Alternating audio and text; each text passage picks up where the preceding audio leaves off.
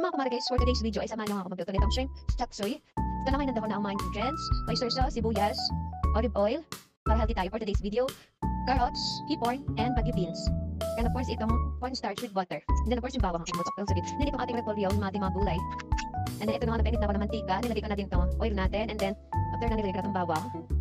So, mas madaming bawang, mas masarap. Then mix natin pag may time, hanggang sa mag-golden brown na siya.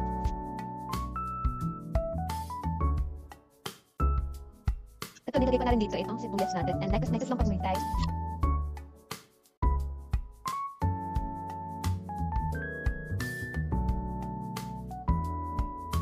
After mamekos at na golden brown na siya, lagyan natin itong hugo ng hipon.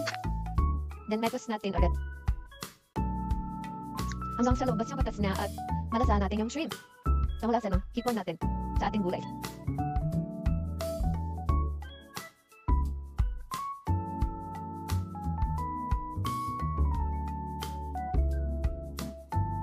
Ito na nga, medyo nag-orange na siya, lagyan na natin ng salt.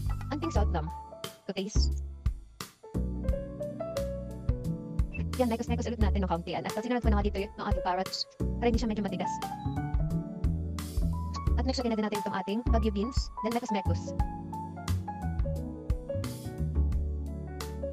Then after yan, takpan muna natin itong ating gulay. And 3 minutes, ito na nga. And after that, add pepper. And then mekos ng pag may time. Then after natin mamekos, talagay na natin itong hipon. Katawan ng hipon. Yan. After na mekos lang natin ng kauntian. Dahan-dahan lang kasi madali lang maluto.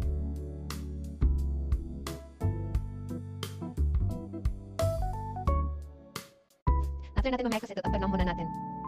And then after natin matakpan at yan medyo okay na siya, add na natin itong oyster sauce. After natin matayan, mekos ulit. Dahan-dahan lang.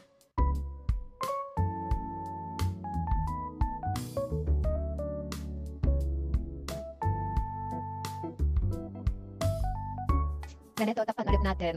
And then after ng ilang minuto, okay na siya. Add na natin itong ating gulay.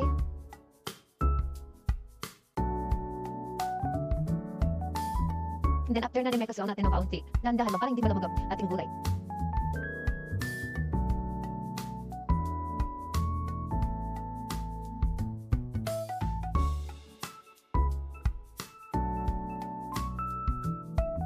And then after natin mekos, ito takpan lang muna natin. And then after 8 minutes, ito medyo kumukulo na siya. Add na natin ang cornstarch natin with water. And pag-add natin ang cornstarch, mekos lang natin ng kaunti. Dahan-dahan lang.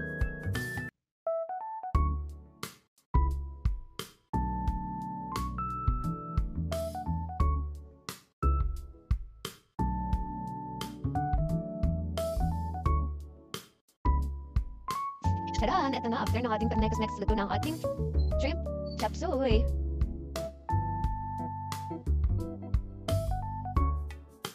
Sobrang yummy at sobrang healthy pa.